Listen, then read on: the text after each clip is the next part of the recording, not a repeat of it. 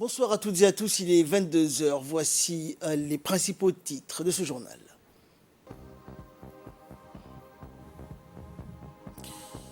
À Arta a été organisé un atelier en faveur des cadres et des élus de la région.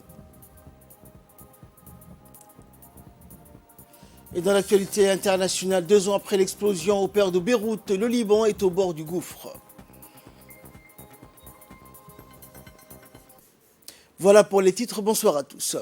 Le Premier ministre et chef du gouvernement par intérim, Abdelkader Kamel Mohamed, a accordé aujourd'hui en salon d'honneur de la primature une audience à la nouvelle ambassadrice de la République du Soudan auprès de Djibouti, Mme Rahma Salah Al-Ubaid. L'entretien entre le Premier ministre Abdelkader Kamel et la diplomate soudanaise a porté sur les voies et moyens de consolider davantage des relations d'amitié et de coopération existant entre les deux pays. À cette occasion, la diplomate soudanaise a remercié le Premier ministre et chef du gouvernement par intérim pour l'accueil plus que chaleureux réservé. Le Premier ministre et chef du gouvernement par intérim a quant à lui assuré son hôte de tout le concours nécessaire à l'accomplissement de sa noble mission et de sa disponibilité durant son séjour à Djibouti. Il y a lieu de préciser que Mme Al-Ubaid a le statut d'ambassadrice résidente extraordinaire et plénipotentiaire du Soudan auprès de la République de Djibouti.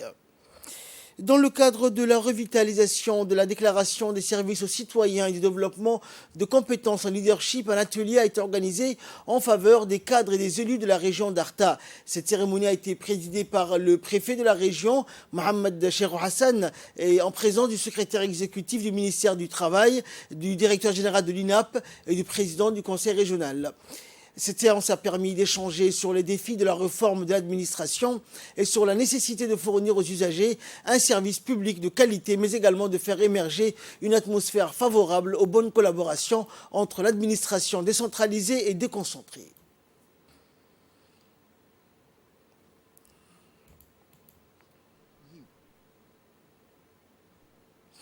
Écoutons pour plus de précisions concernant cet atelier les explications donc du secrétaire général du ministère de la décentralisation.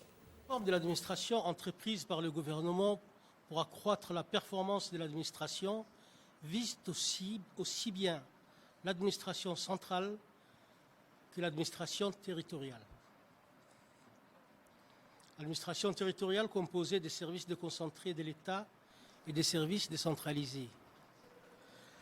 Les agents publics sont tenus d'adopter collectivement, dans la pratique, un comportement adapté pour servir l'intérêt général.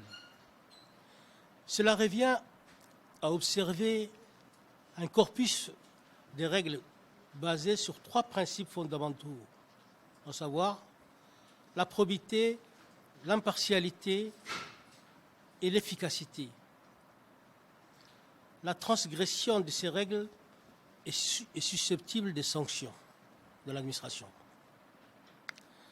Les usagers doivent bénéficier d'une administration publique performante à même de rendre un service public de qualité et efficace. De plus, compte tenu de la décentralisation en cours, il est important que les élus locaux, tout comme les agents publics et les usagers, soient bien au fait des attributions et des fonctionnements des institutions régionales, à savoir le conseil régional chapeauté par son président et la préfecture ayant à sa tête le préfet. Les sports et les jeux de société traditionnels effectuent aujourd'hui leur grand retour grâce à la nouvelle politique du secrétariat d'État au sport, dont l'objectif est de les valoriser et les pérenniser. C'est suite à cet engouement suscité auprès des jeunes djiboutiens et le franc succès de ces activités sportives et traditionnelles d'été qui se sont déroulées dans de bonnes conditions à la faveur de la conjugaison des efforts de tous les intervenants que le secrétariat d'État au sport officiellement lancé les jeux de société traditionnels dans la capitale ainsi que dans les régions.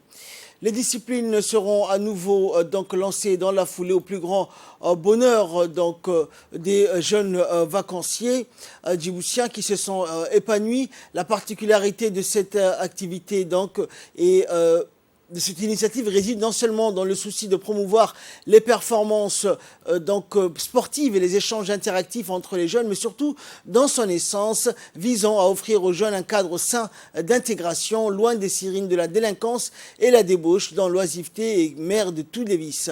Manifestant un intérêt particulier à l'initiative, le secrétaire d'État au sport, Hassan Mohamed Kamil, a fait savoir que ces Jeux seront organisés chaque année par son département pour éviter qu'ils ne tombent aux oubliettes, mais qu'il soit plutôt pérennisé pour maintenir la cohésion sociale. Et dans le dossier de cette édition, dans un monde de plus en plus innovant en termes de technologie et les rôles des ports dans cette perspective qui a connu au cours des dernières années une évolution, et dans ce magazine préparé par la rédaction, il est question de comment la chaîne logistique, dans un monde de plus en plus accru par les échanges de la mondialisation et la digitalisation, a permis une meilleure synchronisation entre les différents acteurs. Regardez. L'avenir des ports passe aujourd'hui par la digitalisation. Dans ce domaine, les ports de Djibouti font office d'une figure de proue. Un enjeu de taille dans un monde régi par les lois du commerce international et un flux de trafic maritime qui s'intensifie. À terme, une logistique rapide, efficace et intelligente est plus qu'importante. Dans cette perspective, l'autorité portuaire a mis en place une plateforme digitale, le DPCS, connue sous Djibouti Port Community System. Cette nouvelle entité a pour objectif de coordonner, simplifier et rationaliser le processus d'importation, d'exportation et de transit dans les ports nationaux, les aéroports et les centres économiques régionaux. En d'autres termes, le DPCS se définit comme étant un nœud de connexion portuaire. L'objectif, dématérialiser tous les processus de la chaîne logistique. Cette plateforme offre un environnement sans papier pour la soumission des déclarations préalables à l'arrivée et au départ, ainsi que l'intégration avec le système portuaire et douanier afin de fournir une plus grande efficacité des opérations. La mise en place du DPCS a déjà révolutionné plusieurs procédures relatives à la chaîne logistique. La numérisation est devenue un gage de transparence, d'efficacité et de productivité dans différents acteurs de la communauté portuaire.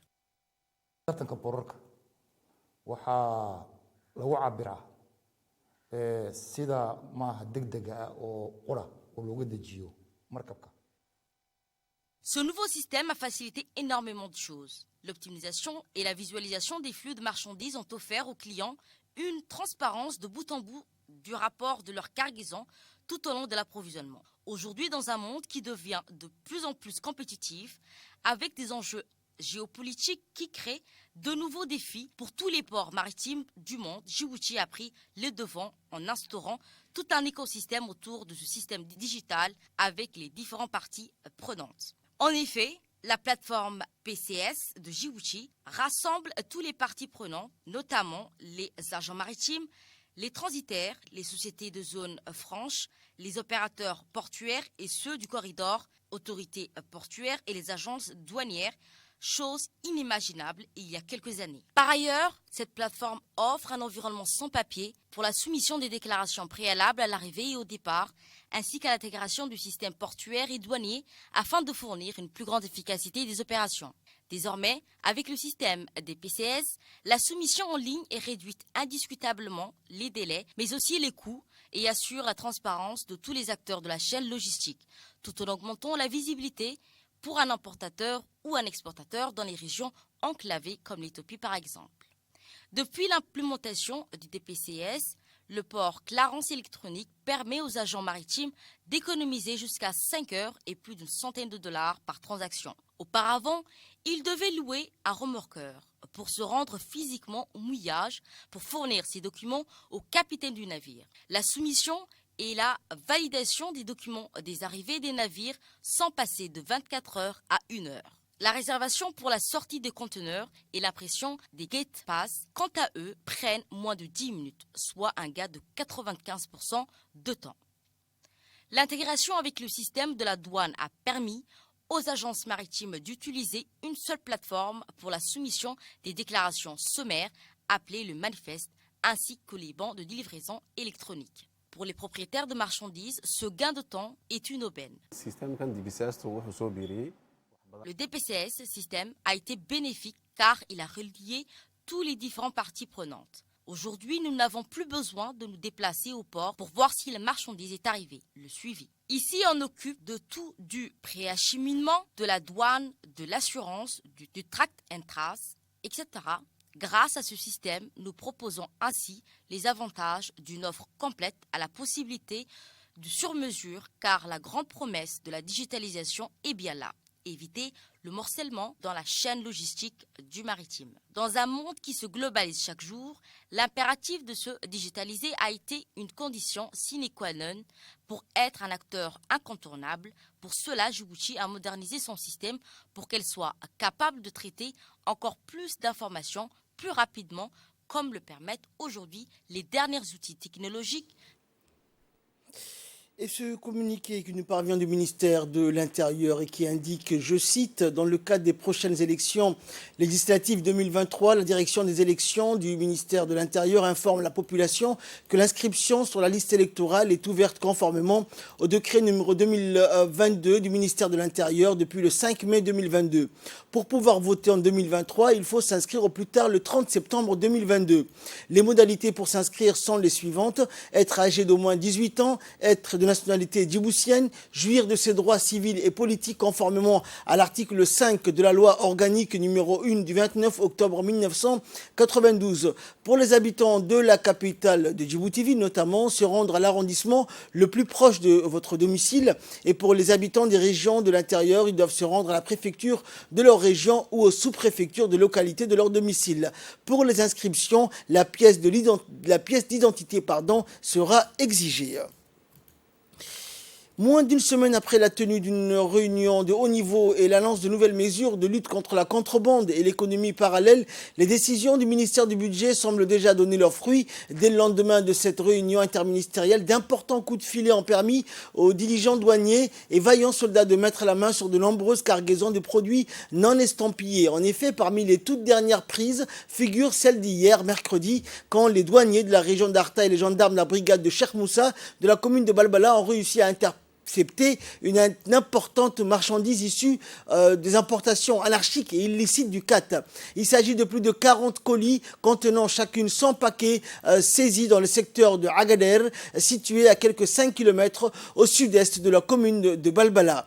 Alertés par des informateurs anonymes, les douaniers de la brigade de PK20 et PK51 de la division d'Arta, renforcés par les gendarmes, ont avec célérité asséné un coup dur aux contrebandiers. Pris de court, ces derniers ont jeté au rempart leur cargaison avant de prendre la fuite. Ensuite, et en application à la procédure standard en vigueur, la saisie a été aussitôt détruite près du poste douanier de PK20. Il faut savoir que depuis cet exercice conjoint, les différentes forces nationales, les contrebandiers n'ont plus aucune chance d'écouler leurs produits sur le marché national. Et concernant toujours la lutte contre la contrebande et dans les faits divers également, suite à la lutte acharnée de la gendarmerie nationale contre la contrebande sous toutes ses formes, les trafiquants ne cessent d'imaginer de nouvelles méthodes pour contourner la vigilance des forces de l'ordre. Ainsi, certains contrebandiers de CAT ont cru que le train de passagers serait un excellent moyen de faire passer leurs produits sans se faire interpeller. C'était sans compter sur la vigilance de la gendarmerie de transport ferroviaire qui a intercepté le 2 août dernier au niveau de la gare de Nagad, 2300 paquets de CAT dissimulés dans le compartiment de la cuisine du train de passagers en provenance de l'Éthiopie. La valeur marchande de ces produits de contrebande est estimée à plus de 2 300 000 francs Djibouti. Cette quantité importante de CAT de contrebande a été détruite au feu en présence des agents de la douane, comme le veut la procédure. Et quant aux 3 auteurs présumés dans cette affaire, ils ont été interpellés et placés en garde à vue à la brigade d'Amerjoug. À l'issue de l'enquête effectuée, ils seront déférés devant la justice pour répondre de leurs actes. Et enfin, nouvelle du monde, et c'était dans le titre de cette édition, 2 ans après l'explosion du port de Beyrouth, le bilan est au bord du gouffre. Le bilan marque aujourd'hui le 2e anniversaire de la gigantesque explosion au port de Beyrouth qui a dévasté des quartiers entiers de la capitale avec des manifestations de proches victimes déterminés à poursuivre leur combat pour la vérité et la justice.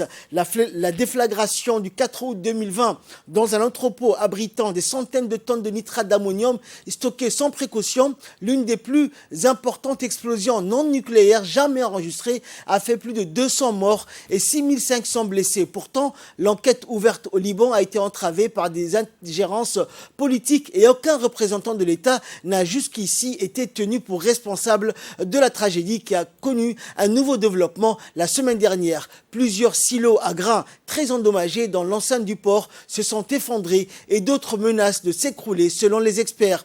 Cette méga explosion est un cauchemar dans l'histoire déjà mouvementée du Liban, aujourd'hui embourbé dans la pire crise économique de son histoire, confronté à d'incessantes coupures de courant, une inflation galopante et un désespoir généralisé.